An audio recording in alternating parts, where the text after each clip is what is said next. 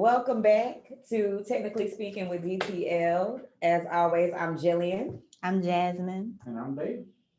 All right, so today we have a guest that I am going to let Jasmine introduce. But before we get into that, we know July is African American Mental Health Wellness Month. So we really wanted to take a few episodes to really focus in on that. And we do have a special guest with us today. So I'm going to give it to Jazz to introduce. All right. So our guest today is Pastor Derwin Montgomery. He is the pastor of First Calvary Baptist Church in Winston-Salem, North Carolina. He is a fellow Ram from Winston-Salem State University. The Winston, did you hear me? Winston. Can you do his part? I was good though. Wait a minute. We're gonna take that away from here. We're gonna take that Because it is. But just in case you didn't hear me, the Winston-Salem Now State you University. don't have to give his bio because you did all I that. just needed everybody Oh to my know gosh. that we went to Winston-Salem State University. But the people in the back who didn't hear her, they went to Winston-Salem State University. As long as it's clear. I didn't want it to be any We understand misconception. already. All right, Derwin, do you have anything that you wanted to say to begin with? No, just appreciate you all having this important conversation.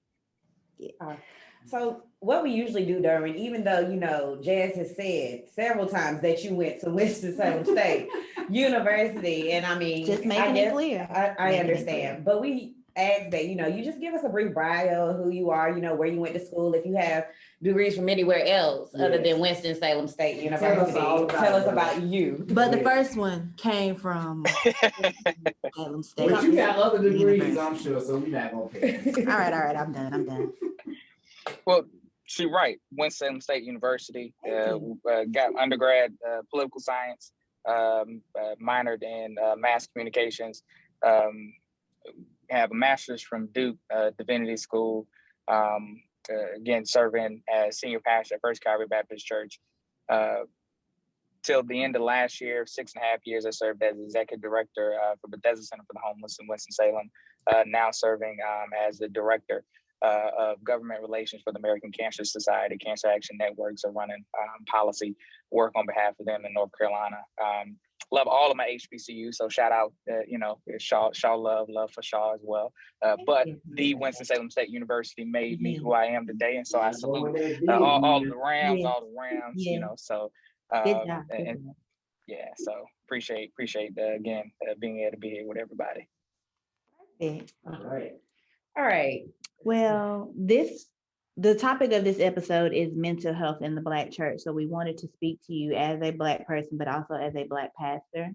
So one of the first questions we had, and we were just going to let you elaborate on it, is can you address the stigma that the Black church has historically been known to have with mental health and mental health awareness? Yeah, you know, when we think about the Black church in general, the Black church has historically been a conservative space. Most people don't look at the Black church as being conservative, but the Black church is very conservative. And even in terms of you look at, you know, progress around civil rights and that work, people believe that Black church was liberal in many ways. But when you start thinking about issue-based things, we don't have many tough and challenging conversations. And that includes the dialogue and the conversation around mental and behavioral health issues. Unfortunately, I think that there is this tension that exists between the ability to navigate faith along with dealing with issues that require human engagement and human solution to those problems, such as going to counseling, medication, and those kind of things. That some folks feel, well, I'm just going to pray about it, and that's all I need to do. Well, you need to pray and you need to talk to somebody too. And so I think those things collide, and that creates this space where a lot of, you know, oftentimes you don't get the conversations at all. And then you get people hurt from the pulpit by certain engagements of preaching that says, you know, again, just pray about it. And that's all you got to do, when in actuality, I think God calls us to do much more than just to pray, but we also need to take action. Okay. Now, this is just a personal question, but do you find it hard as a younger pastor to try to get some of your congregation to take those steps past just praying? Or anybody you encounter for that matter, not just your congregation, but anyone who comes to you and say, you know, Pastor Derwin, Reverend Derwin, I have these issues and I've been praying and praying, but you know, I'm gonna just keep praying about it. Yeah, and I think that so the short is yes. You know, and I think it's very much true in the Black church, but then I think in general, when it comes to behavioral health issues and our overall mental health, that there is a societal stigma around dealing with you know, your mental health issues, and so that's just exacerbated in the Black church, where we don't have those as deep of conversations around the issues. And so when actually I just finished preaching a sermon series last month entitled "Wrestling with Open Wounds," and the intention was again to help bring folks forward. The goal of that message was all around how do we help folks get to a place where we acknowledge, one, that we have some wounds, we have some trauma, we have some challenges, and we got to process and deal with it. And for some folks offline, those conversations, folks would come and say, well, you know, I never thought of it that way. You know, I didn't think I needed to talk to somebody. And even folks saying, well, I don't know where to start. I don't know how to navigate this, how to walk through this process. And so what we did was to help bring in folks. So preached on Sunday morning, but virtually we were able to bring in some folks to have conversation on Wednesday night on, all right, you heard the message on Sunday. Now, how do you get the help you need or get connected with the resources that you need to help navigate where you're going? And I think that we got to be more holistic in the church. It's not just Sunday morning, but it's what happens the rest of the week. Yeah, I do like that. that was a really good idea. Now, for someone who, okay, we weren't there last month for the sermon or the series, if we were talking to somebody, how can we help them get started? Like, what would be the first step that they needed to take to heal some of this trauma or those wounds? Well, you know, for one, it's an acknowledgement that we all have some form of trauma, period, point blank, period. Every single person, no matter how saved and sanctified they are, no matter where they are in terms of their faith journey, we all carry some form of trauma. And so that was the first place of starting and acknowledging, because oftentimes people feel isolated and that they're the only one. I'm the only person dealing with this. I'm the only person wrestling with this. And when you feel that way, you don't want to go get help because you feel like you're going to get singled out. Oh, I'm the only one. I'm the only one who's had this experience. I'm the only one who gone through this. And yes, everybody's trauma is different, but the fact is somebody has had some similar experience that you have, and the trauma may be similar that you're carrying. So you're not by yourself. And so that's the first thing I think for folks to understand, because you can't go get help if you don't think you got any issues. You're not going to go sit down with somebody if it's all good and there's no problems. So acknowledging that we all carry some form of trauma, I think, is the start, because from there you begin to look at and ask those questions. Well, how is that impacting me? Where do I need to go? Who do I talk to? And there's also a lot of discrepancies in how we get that care, particularly if we look at minority communities that have a higher rate of being uninsured, thus have a higher rate of being uninsured, meaning that you likely don't have the healthcare coverage that would cover some of the costs of you being able to go and sit with a counselor, going to have that behavioral health assessment, and just to talk to some folks. And so that's also a challenge in terms of access to care for folks, in terms of their ability to go do that, and who has the resources to pay out of pocket all the time to go and do that. It's sometimes challenging. Okay, I got a question I want to ask you, sir. So as a Black man to another Black man, how do you get other Black men to understand how important mental health is? Being able to talk to someone, because we have a lot of Black men that don't like to have these type of conversations, and they suffer in silence. So how do you get them, especially those that may not be of the faith or want to come in and talk to a pastor like yourself, how do you get them more involved? It starts with conversation. I think the more dialogue, the more conversation that you have, the more people feel comfortable with it. And you can't come from it, quoting. It ain't all about quoting scripture to help somebody in that space, particularly as even from a pastoral standpoint. It's about connection. And so once you connect to a person, that person may feel more willing to share, more willing to have conversation with you. What I've also seen is that group settings sometimes help facilitate. You often in any group setting, you're gonna have some folks who are gonna talk more, some folks who will be silent. But what happens in those group settings is what I mentioned in the onset, is that people start to realize that they're not by themselves, and they're not the only one when they start hearing other people's story. And so for a lot of Black males, it's about how do you establish that safe space for folks to be, again, to start having that conversation, folks not feeling judged in that space. And then that begins to slowly open the door for dialogue and conversation to happen. And sometimes folks don't feel that safe space in the church. I'm working on something. I don't know if I'm be able to do it yet. I said they might vote me out of church, but I said I want to because so I want to do is I want to call it Bible, bourbon, and barbecue. And I want to go. You reach I out. want to go. I mean, I'm not. I'm intrigued, Yes. but And I need more information. What you mean? well, so just what I'm saying in terms of being able to create these safe spaces. Everybody don't want to go into the church. Everybody doesn't want to come into that space, and so sometimes you got to be a little provocative to help pull some folks in, and even, but then also meeting people where they are. And so. I've been having some conversation on the barbecue spaces in Winston about maybe holding kind of just a conversation there. But again, Bible, bourbon, and barbecue. Come, have some barbecue, have some bourbon, and let's talk Bible. And let's talk. Let's have some real conversation. And I think we have to create more spaces like that in order to deal with the kind of stuff we're talking about.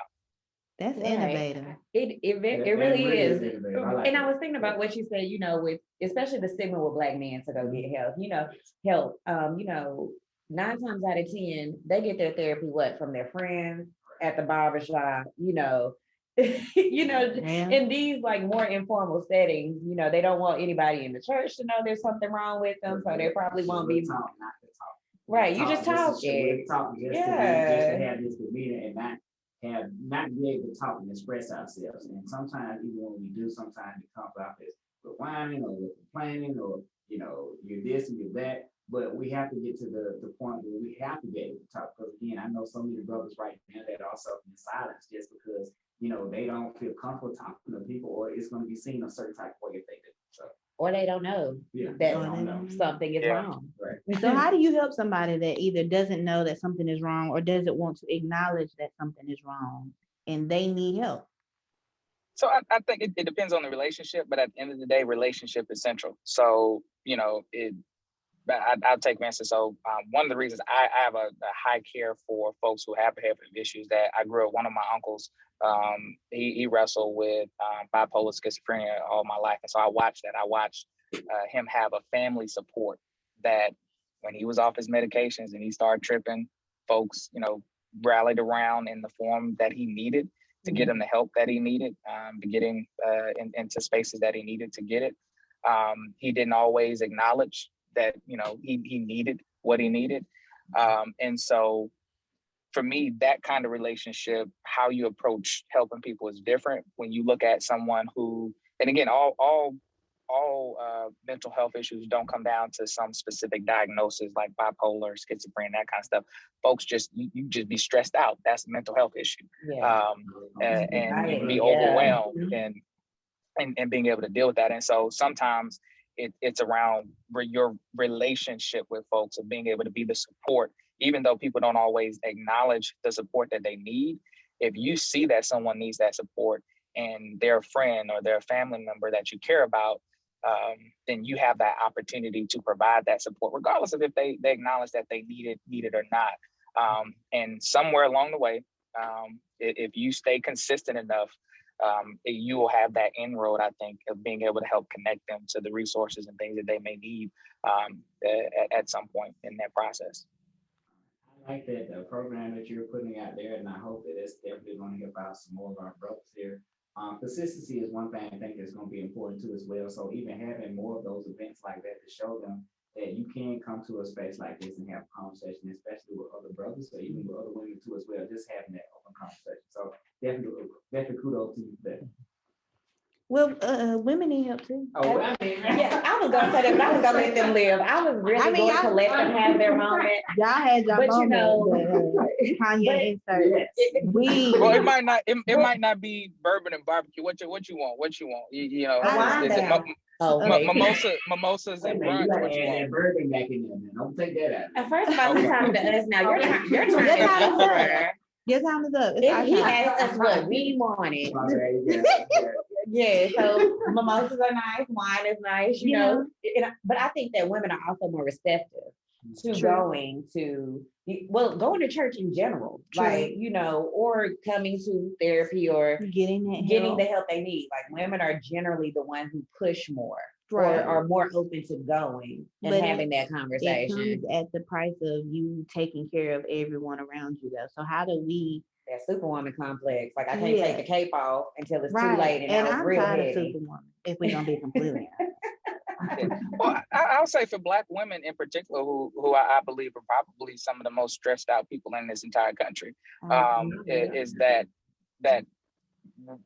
we have to make sure as Black men, one, that you give space enough for the Black women in our lives to decompress, to take the weight off of their shoulders, to be able to step back, so that you can re-energize, you can get to a place where mentally and emotionally you are able to rejuvenate yourself. But then also, I think, you know, our Black women also have to demand that very same thing from the folks in their lives. First of all, But then no.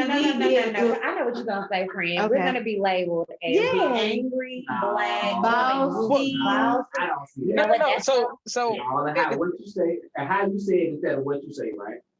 yeah. So for me, I'm saying, like, if you need today, it's a, hey, I need this weekend. I'm sorry, you know, this is my weekend. I got to take this weekend. If you married and have kids, it's, you know, to the spouse, it's like, hey, you got the kids this weekend. I'm going to decompress or whatever. It's you have to create that space of, again, taking control and feeling like you can take control. Because I think sometimes, you know, women, mothers, those things don't feel like you can take a day off. You don't get the sense that you can step back, because you always have to feel like you're responsible for doing it. And if you don't do it, then it's not going to happen. It's not going to get done. But that leads. Oh, we're done. And I think now in that space, you might have to take what you get. You know. You know what? I'm not mad at it. I take what I can get. I understand. But you know, like, how many people are receptive to having those conversations though? Because, you know, primarily, you know, the woman she just does it. You just do. You just do it. So I mean, and this is not a male bashing thing, because by all means, I don't feel like all men are like this. But where do they learn to have those conversations successfully and communicate? So where would you say those conversations should start happening, or how would you facilitate those?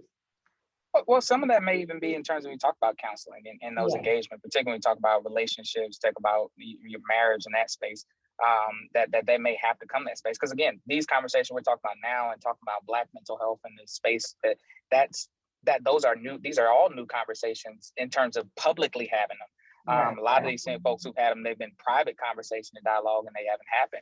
And so I think as a culture, we are learning a new language, learning a new way of engaging in this space. And so again, folks shouldn't feel you're the only one trying to figure this thing out, because a lot of folks are trying to figure it out, trying to understand it. And so sometimes it may be inviting someone in to help facilitate this, because you might not feel like you being heard, and they might not feel like they being heard, and they're like, I'm stressed too. So, you know, we both can't take off.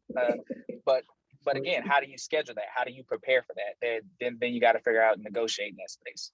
I think you still got to know your mate, you know, and have an understanding of who your mate is and how they communicate. And conversations like that have to kind of get started before you kind of, you know, before it happens. You know, you can't say at the time, hey, I'm about to get ready to do this. But even if I tell my wife, like, saying, you know, I'm going to go out with boys when we get a drink. Hey, Thursday, look, when I want boys to have a drink, you know, and we also got to be able to let our mate too go out there and do their own thing. Like my wife wants to go out to Dallas and hang out with some of my girlfriends for the weekend, and they keep asking her, and she's like, well, I don't know, I got to be. Let me go buy this plane ticket right here, so you can go ahead and go to Dallas. And so Look at you. So, You working on your next Father's Day gift. I mean, we still, that thing goes with knowing your mate and knowing, you know, what do they need to as well. Okay. So premarital counseling. Oh, yeah. Right? Yes. So before you get into, you know, that's something else that I think a lot of our generation just don't do anymore. I think a lot of people, you can't tell me how to talk to my mate or communicate or how to be married. And I think that people have gotten away from that. Yeah. So what's your thoughts on that?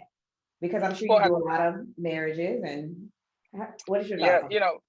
So just recently, so a friend of mine, they do weddings and coordinate, and so they'd asked me like, hey, if I come across a couple who doesn't have an officiant, would you be willing to do it? And I was like, sure. I said, I require marriage counseling to take place. I don't have to do it, but I require that they have to have it. And so they came across a couple, and she told them, hey, well, I got an officiant, but it's going to require you to do marriage counseling. And they was like, well, we'll find someone else. They didn't even want to engage in that because the response was, well, we're good. Right. And you might be good today. Right. But the fact is that in any relationship, whether it's a marriage or friendship, anything in life, you grow or you stagnate. And so if what you have to learn to do in relationships is learn to live together.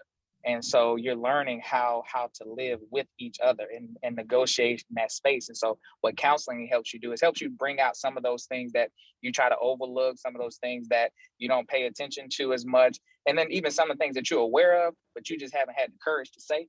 And helps to bring it into a space where you can talk about it in a healthy way so that down the road, it's not a volcano eruption. It's just a little molehill that you got to figure out how to navigate around. And to me, when we sometimes counseling in any form, whether you're talking about premarital, whether you're talking about helping to deal with stress, anxiety, whatever you're dealing with, counseling can cause folks to just run and for cover because they feel like it's this big thing they got to deal with.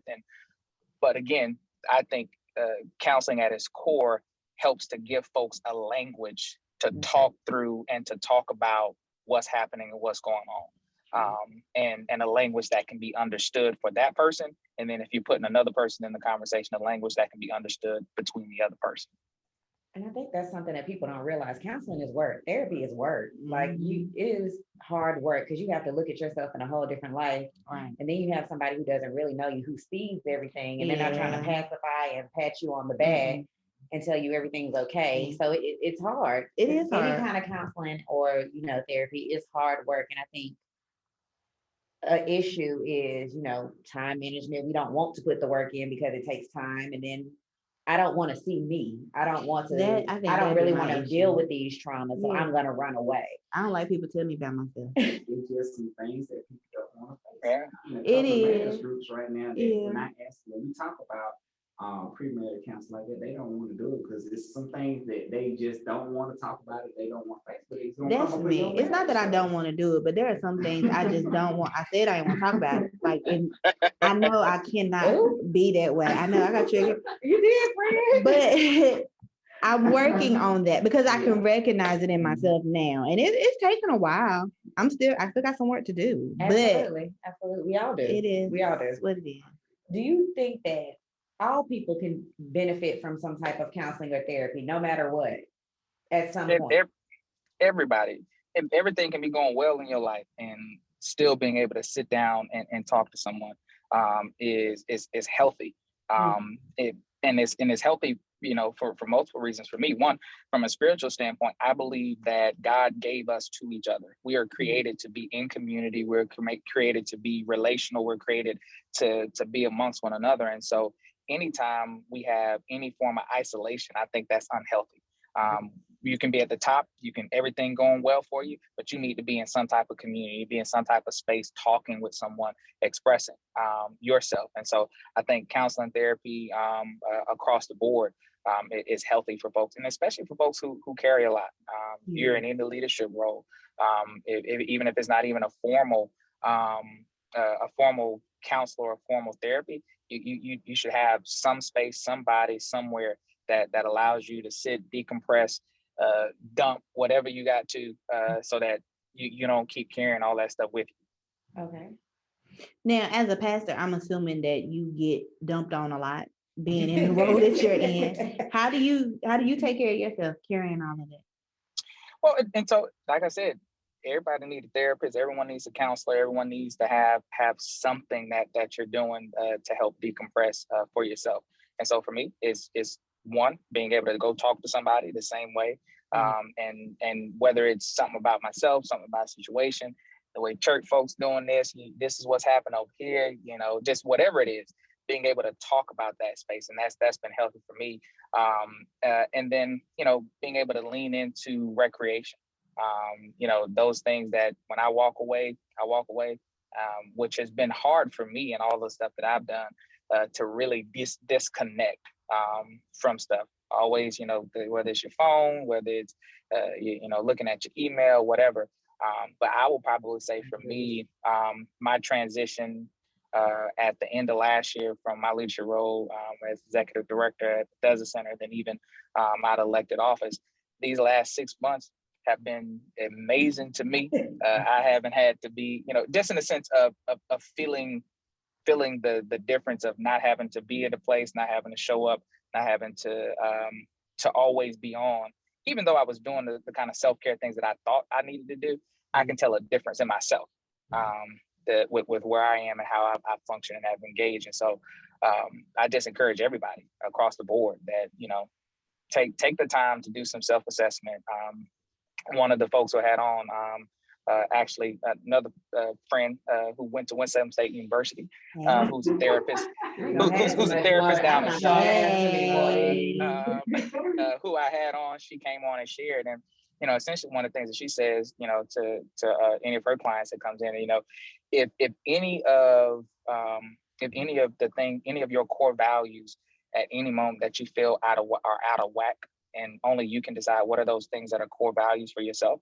At any point that those things feel out of whack, you probably need to go sit and talk to somebody.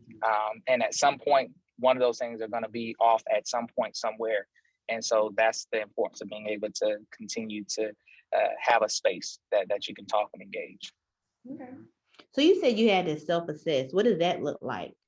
And not necessarily for you, but in general, if somebody wanted to assess themselves, what should they do? Where should they start? So for myself, there's one approach I take, and then, kind of sharing what was shared with the congregation and some of our sessions with other folks. What was shared there was, again, that value list in terms of, folks sitting down and charting out, all right, these things are important to me, whether it's my family, my job, whatever goals you have for yourself, and assessing where you are with that in terms of how do you feel about these things? Are they in line? Are they intact? Does any of these spaces cause me anxiety in any level? And as you're going through that, you begin to see, okay, there's some things here that I may need to look at, some places I need to have conversations on. For myself, I operate largely in my decision-making and my engagement living at a level of peace. And so when I don't have peace about something, something's wrong, something's off. And I don't like to be in a place where I don't have peace about things. That's when I don't eat.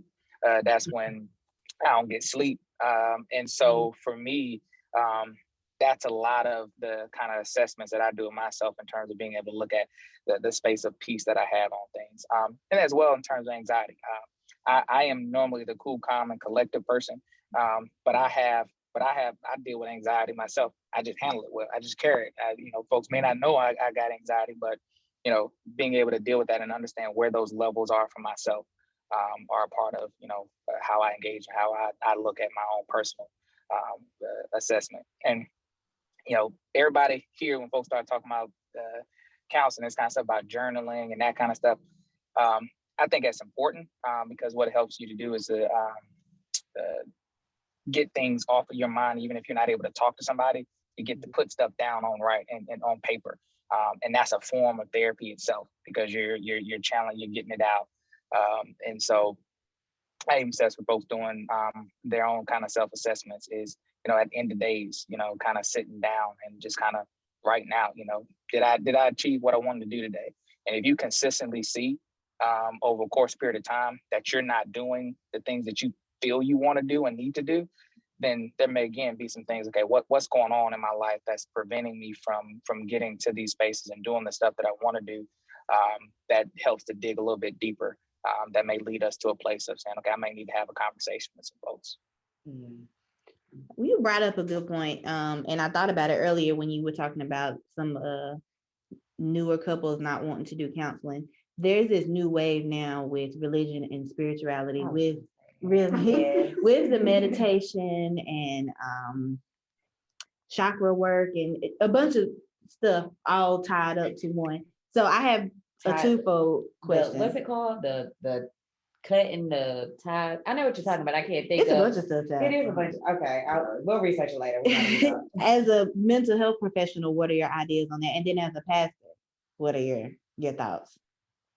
So in general, and this may not be something that folks in church would agree with, but in general, I believe that anything that's going to get you to a place of peace and that doesn't hurt yourself or others, I personally ain't got an issue with it. If it's not hurting yourself or hurting others, but it's helping you to navigate through where you are and what you're going through, I think, hey, dig into it, figure it out. As I look at it from a faith standpoint, when you look at Christian faith in general, we have lost a lot of the Christian practices that shaped the early church. So when you talk about meditation, where you talk about all that was all a part of the early church, in the sense of actually sitting and meditating. There are chants and other language that has been used historically to help folks kind of settle in, clear mind. That's all centered in Christian faith and in the early church. And one of the courses I took when I was in divinity school in terms of Christian practice, we went through a lot of those things, just help folks, and it was a surprise to myself and others how closely related to a lot of the Eastern religions that a lot of those early Christian practices were.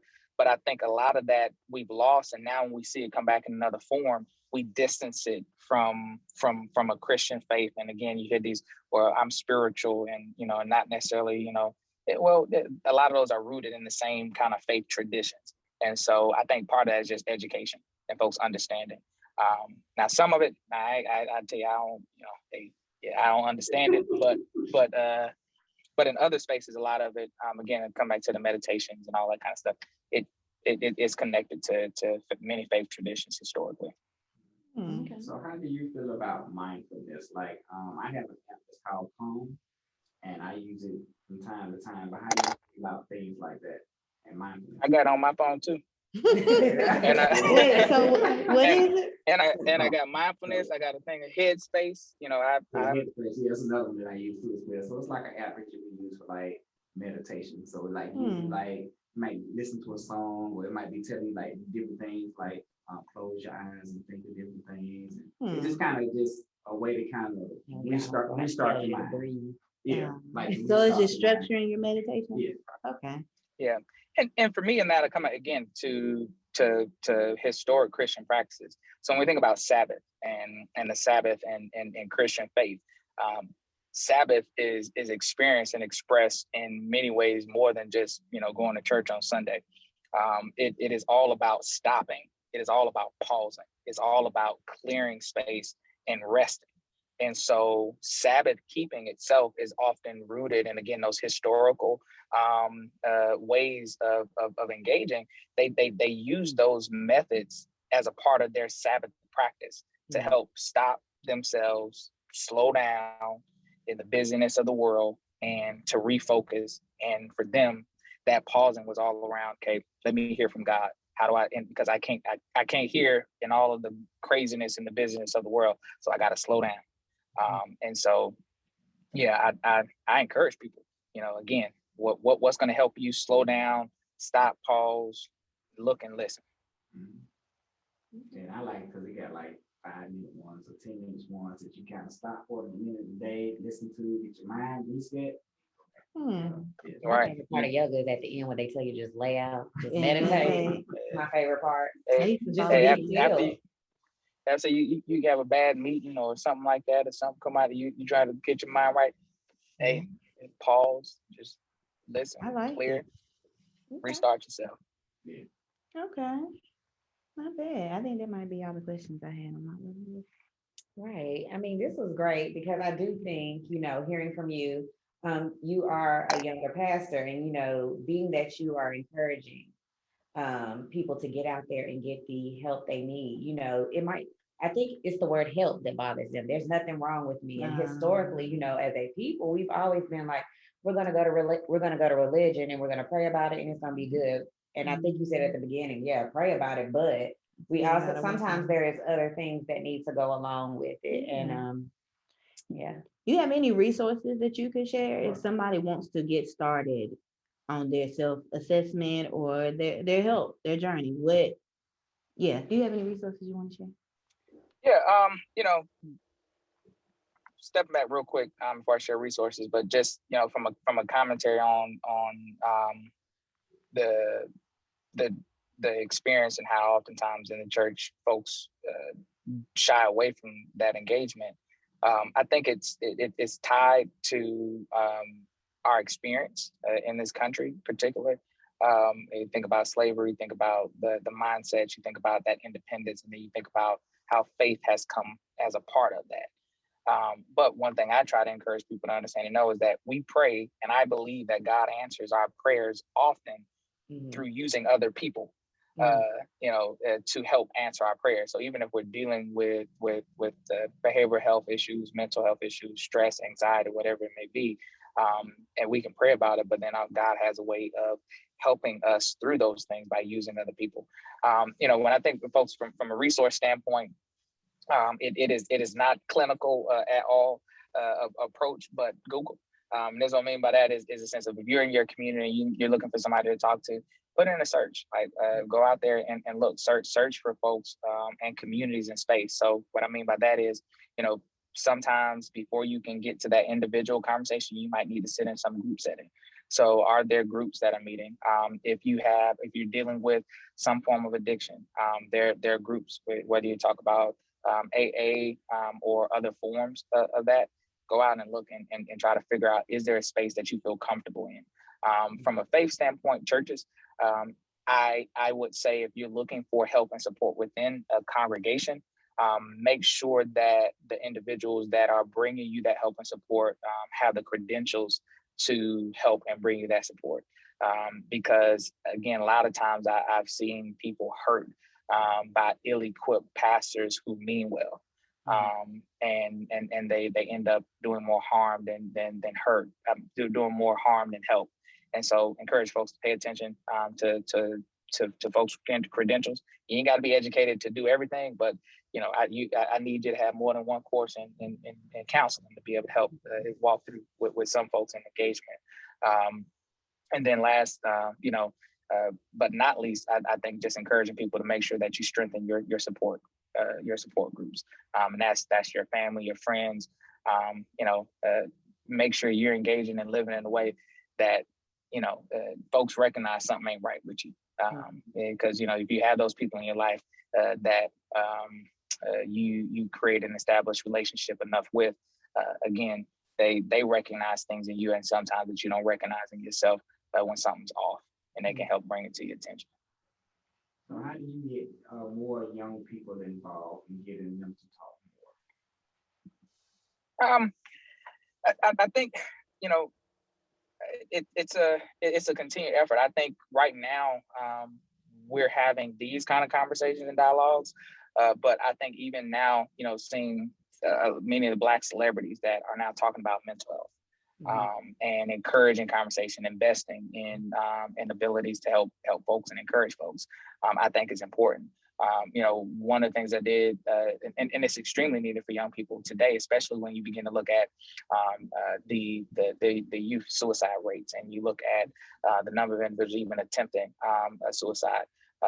Are off the charts, and then largely is tied to the youth engagement and social media, how folks view and see themselves now in their comparison to images online, and how now they believe that has become normative, and so now they're comparing themselves to those spaces, and folks need to understand that half of that ain't real, but yet that's creating this stress and anxiety for folks and young people in general. And so it's important in those spaces, I think, even as young people are coming up, whether you're talking about folks who are still being reared in homes, again, education for the parent who helps their children understand that in space. But then also in the academic setting, in colleges and universities, I think have to do a better job of having these conversations with college students. I was also an assistant hall director, and prior to that I was a RA, and so I remember having to respond to attempted suicides. I remember having to write up the reports where folks attempted to take the life, and on not just one, but multiple occasions in different buildings and different students, and realizing what they were about, whether they were relationship driven issues, whether it was a family situation, and folks not feeling like they had a space to talk, not feeling like they had an outlet. And I think the failure to create those spaces for folks results in those kind of expressions and cries for help. And so I think that we just got to continue to create the opportunities in the space for the dialogue and for folks to feel comfortable with their expressions so that they can have the conversation and the talk. Okay. Are there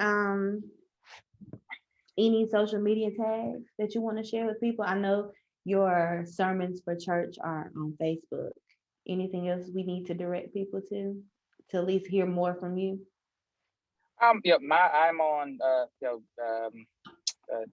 Facebook is Derwin L. Montgomery, Church First Calvary, Winston-Salem, Twitter and Instagram, just Derwin. So follow. I try to do my best to encourage and share. But at the end of the day, folks, whatever space and place they're in, get connected to somebody, and somebody that you trust, somebody that you feel you can get what you need from, wherever that may be. And again, in a healthy way, in a healthy way. Okay, awesome. Well, I want to first say thank you so much for joining us today and giving us your insight. It was a great conversation, even though you are around. You still Hey, that's the best part of it. That's the best part of it. The best part. Really good information. But again, thank you so much. Yeah, thank you. This is very, very helpful. Yes, We appreciate it. Appreciate it. Definitely doing a lot of great things within your congregation and the things you're doing around. So definitely much respect to you. Yeah. All right. Thank you. Thank you. Thank you.